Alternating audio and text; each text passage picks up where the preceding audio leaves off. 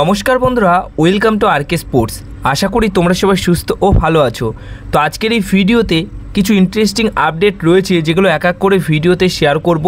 একটা গুরুত্বপূর্ণ ভিডিও আজকে হতে চলেছে, তাই একটু স্কিপ না করে এই ভিডিওটা শেষ অবধি দেখতে থাকো।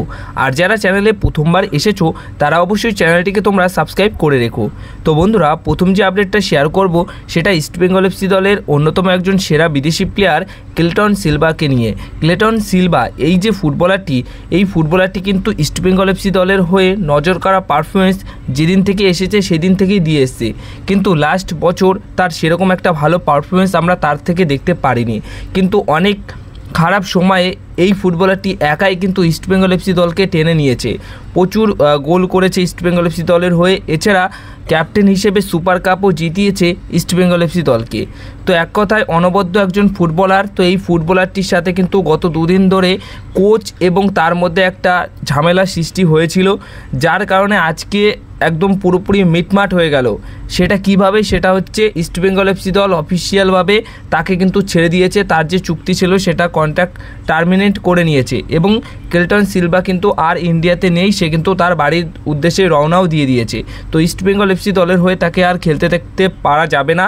সে সুপার কাপে খেলার জন্য প্রস্তুতি নিয়েছিল, কিন্তু কোচের সাথে তার ঝামেলার জন্য ইস্টবেঙ্গল এফসি দল কিন্তু এরকম একটা বড় পদক্ষেপ নিয়েছে, বড় সিদ্ধান্ত কিন্তু নিয়েছে। তো কোচ থাকছে, কিন্তু ইস্টবেঙ্গল এফসি দলের এই ফুটবলারটিকে তোমরা কিন্তু আর খেলতে দেখতে পারবে না।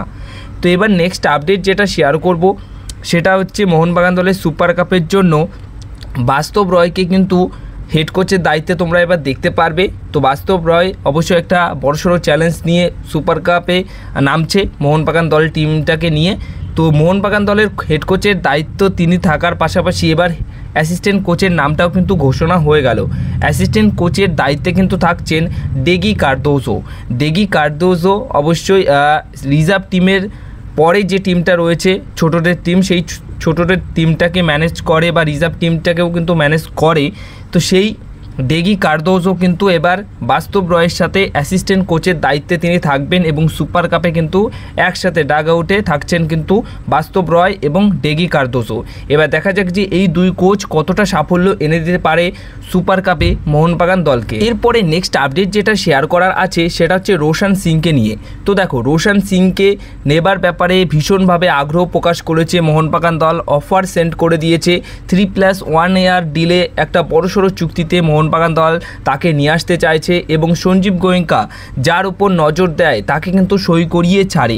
তো এখন বর্তমান সময় দাঁড়িয়ে কি আপডেট রয়েছে এই নায়রম রোশন সিংকে দলে নেবার ব্যাপারে মোহনবাগান দলের?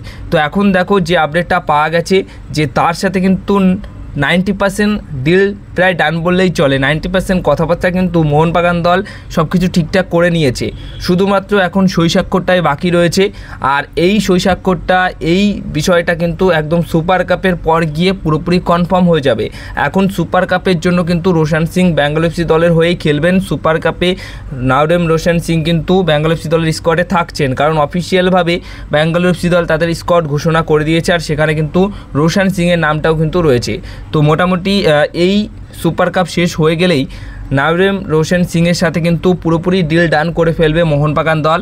আর যেভাবে তাকে নজর দিয়েছিল, টার্গেট রেখেছিল যে তাকে সই করাবে এবং সেই রকমভাবেই কথাবার্তা এগিয়ে নিয়েছে এবং প্রায় ডিল ডান বললেই চলে, এখন আমরা এরকমটা বলতেই পারি। আর নাওরেম রোশন সিং আসলে পারে, যদি ডিফেন্স লাইন আপটা দেখো, একদিকে সুভাশিস বোস, অন্যদিকে নাওরেম রোশন সিং, তারপর ব্যাকআপ প্লেয়ার হিসেবে তো রয়েছে আশিস রায়, আর মাঝখানে আমাদের দীপেন্দু, অ্যালবাতো, টম অ্যালডেট, সেরা ডিফেন্স তৈরি হয়ে যাবে আগামী সিজনের জন্য মোহনবাগান দলের। মানে এক কথায় অনবদ্য পারফরমেন্স কিন্তু আমরা দেখতে পারবো আগামী সিজনে মোহনবাগান দলের ডিফেন্স লাইন আপে।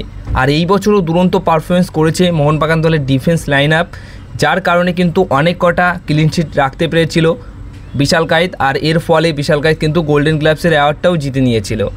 তো এই হচ্ছে বিষয়, এই হচ্ছে আপডেট। কিন্তু এরপরে যে আপডেটটা শেয়ার করব সেটা কিন্তু মোহনবাগান দলের প্লেয়ার বলেই এটা হয়েছে, আর মোহনবাগান দলের প্লেয়ারই কিন্তু এরকম রেকর্ড আইএসএলের হিস্ট্রিতে করে ফেলেছে। সেটা কি? সেটা হচ্ছে আইএসএলের ইতিহাসে এর আগে কিন্তু এরকমটা কেউ এখনও অবধি করতে পারেনি, কিন্তু সেটা মোহনবাগান দলের এই ইন্ডিয়ান ফুটবলারটি করে দেখিয়েছে। সেটা হচ্ছে আশিস রায়।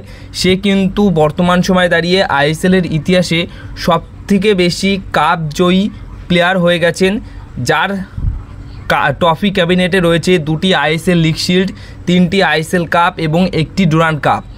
মোট 6টি কাপ তিনি কিন্তু জিতে ফেলেছে এই পরপর 3 বছরের মধ্যে। পরপর 3 বছরের মধ্যে হায়দ্রাবাদ এফসি দলের হয়ে আইএসএল কাপ জিতে নিয়েছে, তারপর মোহনবাগান দলের হয়ে লিগ শিল্ড জিতেছে 2বার এবং 2বার কিন্তু আইএসএল কাপটাও জিতে নিয়েছে এবং ডুরান্ড কাপও কিন্তু মোহনবাগান দলের হয়ে জিতে নিয়েছে। তো এমন একজন ইন্ডিয়ান ফুটবলার যে আইএসএলের ইতিহাসে কিন্তু এরকমটা করে দেখিয়েছে, মানে এরকম রেকর্ড কিন্তু তার রয়েছে। এখনও অবধি অন্য কোনো প্লেয়ারের এরকম রেকর্ড আপাতত নেই, কিন্তু পরবর্তী সময় হতেও পারে। আর আশিস রায় মোহনবাগান দলের হয়ে আরও হয়তো কাপ আরও ট্রফি জিতে এই যে তার ট্রফি ক্যাবিনেট সেটা কিন্তু আরও ভরিয়ে দিতে পারে।